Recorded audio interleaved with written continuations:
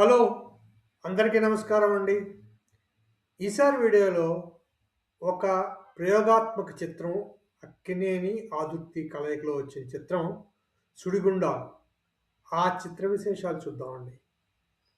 ఈ చిత్రం జూన్ 28, 1968న విడుదలైంది.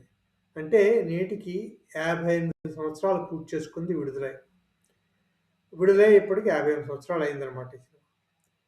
అసలు ఈ సినిమా ఎలా వచ్చింది? 'చక్రవర్తి' చిత్ర బ్యానర్ ఎలా అయిందని చూసుకుంటే 1964లో ఆంధ్రప్రదేశ్ ప్రభుత్వము నంది అవార్డు ప్రవేశపెట్టి అప్పుడప్పుడు బంగారు నంది అవార్డు డాక్టర్ చక్రవర్తి చిత్రానికి వచ్చింది.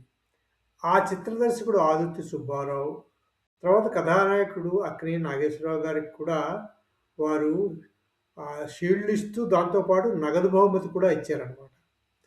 అప్పుడు ఆ నగదు బహుమతితో అక్కినేని, ఆదుర్తికి ఒక కొత్త తరహా ఆలోచన వచ్చింది.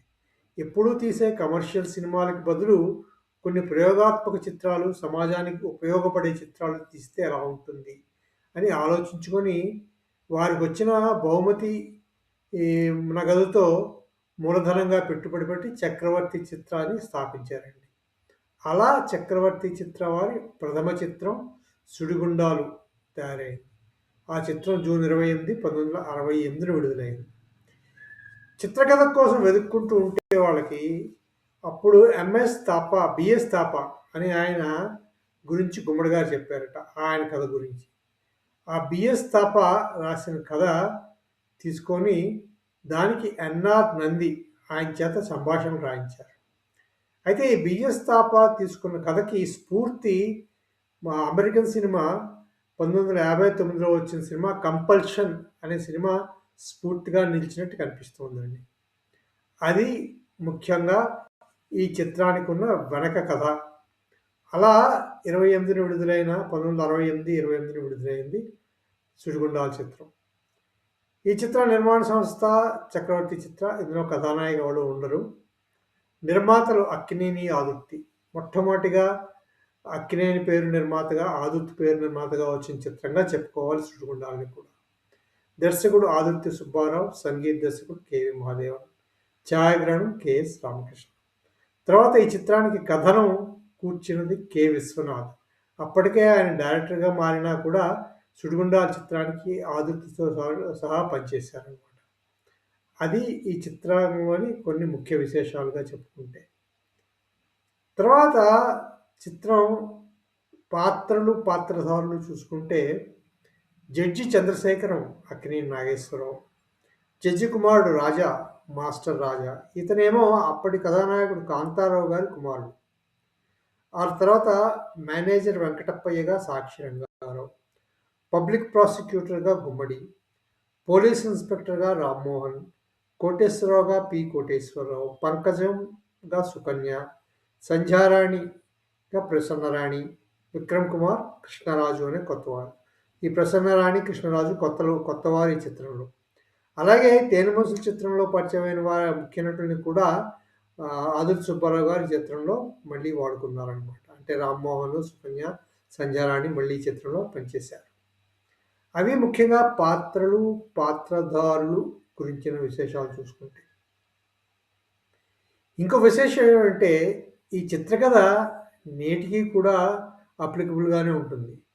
నేడు జరుగుతున్న దుర్మార్గాలు అవి చూసుకున్నప్పుడు ఈ చిత్రకథ ఎప్పటికీ కూడా అలాగే ఉంది కదా అనిపిస్తుందనమాట. ఎప్పుడు చూసినా అప్పటికి ఆ పరిస్థితులకు అనుగుణంగా ఉన్నట్టే ఉంటుంది ఈ కథ. చిన్నగా కథ చూసుకుంటే చంద్రశేఖరం ఒక ప్రసిద్ధ జడ్జి. మంచి సహృదయుడు, తర్వాత దయగలవాడు. అంచేత ఆయన చేతిలో శిక్ష పడ్డ నేరస్తుడి వల్ల ఆ నేరస్తుడి కుటుంబానికి ఏమైనా జరిగితే ఇబ్బందుల పాలైనప్పుడు వారికి తనకు చేతనైన సహాయం చేస్తూ ఉండేవాడు. అలా ఓ రోజు విధి నిర్వహణలో ఒక ముద్దాయికి మరణ శిక్ష విధించి న్యాయస్థానం బయట నుంచి వస్తూ ఉండగా అతని అతని భార్యను ఓదార్స్తున్న సమయంలో ఇంటి నుంచి కబురొస్తుంది. అప్పుడు ఇంటికి వెళ్ళేసరికి గర్భవతి అయిన భార్య మరణించి ఒక మగబిడ్డకి జన్మనిస్తుంది అనమాట. ఆ కుర్రాడు రాజా పెరిగి పెద్దవాడవుతున్న సమయంలో అనుకోకుండా ఒకరోజు హత్యకు గురవుతాడు.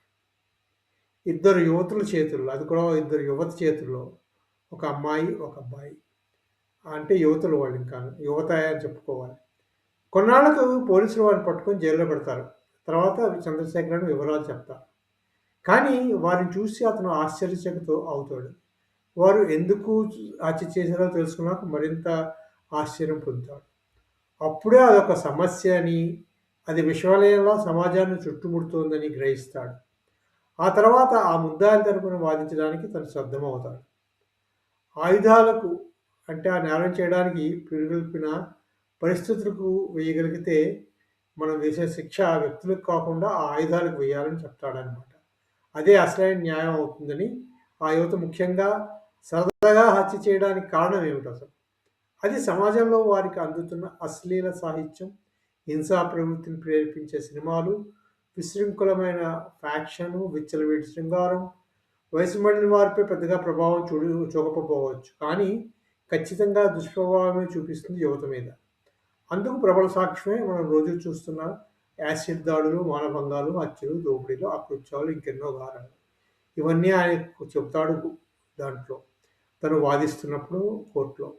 ఇతరత్రా కారణాలు కూడా పేర్కొంటూ వాటి దుష్ప్రభావాలనే వాళ్ళు అలా చేశారు కానీ, వారి తప్పు కాదనే మూలసూత్రంతో యువతను అలా పెంచడమే కారణమని చెప్తాడు. అలా చెప్తూ వారిని సక్రమ రీతిలో పెంచాల్సిన బాధ్యత కూడా వారి తల్లిదండ్రులదే, అలాగే సమాజానిదని. అలా సక్రమ మార్గంలో పెరిగినప్పుడు యువత తప్పకుండా ఒక బాధ్యతాయుతమైన పౌరులుగా మారతారని తెలియజేస్తాడు. అలా ఆయన కోర్టులో మాట్లాడుతూ తన వాదన వినిపిస్తూ న్యాయస్థానంలోనే తన ప్రాణాలు విడుస్తాడనమాట. అదండి స్థూలంగా చిత్రకథ. ఈ చిత్రం కథ చూసుకుంటే నేటికి కూడా ఈ చిత్రం అందరికీ ఇలాగే అప్లికబుల్‌గానే ఉంటుంది. ఎప్పటికీ ఈ చిత్రం పా మారదు చిత్రకథ.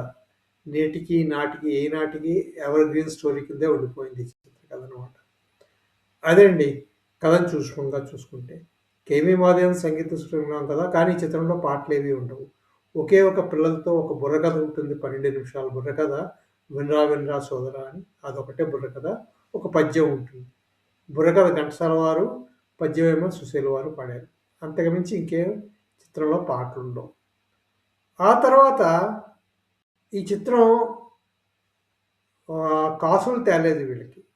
అంటే బాక్స్ ఆఫీస్ దగ్గర పెద్దగా ఆడలేదు.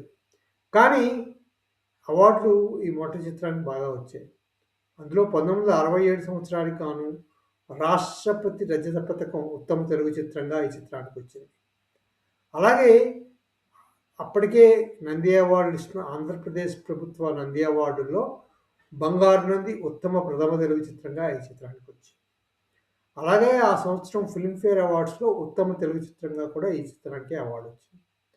అలాగే ఆంధ్రప్రదేశ్ ప్రభుత్వం నంది అవార్డుల్లో ఈ చిత్రంలో నటించిన మాస్టర్ రాజాకి ఉత్తమ బాలనటుడుగా కూడా అవార్డు వచ్చింది. అవి ఈ చిత్రానికి వచ్చిన వివిధ అవార్డులుగా చెప్పుకోవాలండి. అలా అక్కినేని ఆదుర్తి ప్రథమ ప్రయోగాత్మక చిత్రం అలా కల్ట్ క్లాసిక్ చిత్రంగా నిలిచిపోయింది నేటికి. ఈ చిత్రానికి కాసులు రాకపోయినా కూడా అవార్డులు బాగా వచ్చాయని చెప్పుకోవాలి. అదండి విశేషాలు ఈ చిత్రం గురించి. ఈ చిత్రం గురించి, ఈ చిత్రకథ గురించి మీకు కూడా ఏమైనా తెలిసిన విశేషాలుంటే కామెంట్స్ బాక్స్‌లో పంచుకోగలరు. ఈ వీడియో మీకు నచ్చితే సబ్స్క్రైబ్ చేయండి, షేర్ చేయండి, లైక్ చేయండి. మళ్ళీ మరో వీడియోలో మరిన్ని చిత్ర విశేషాలతో కలుసుకుందాము. అంతవరకు సెలవు. Thank you very much.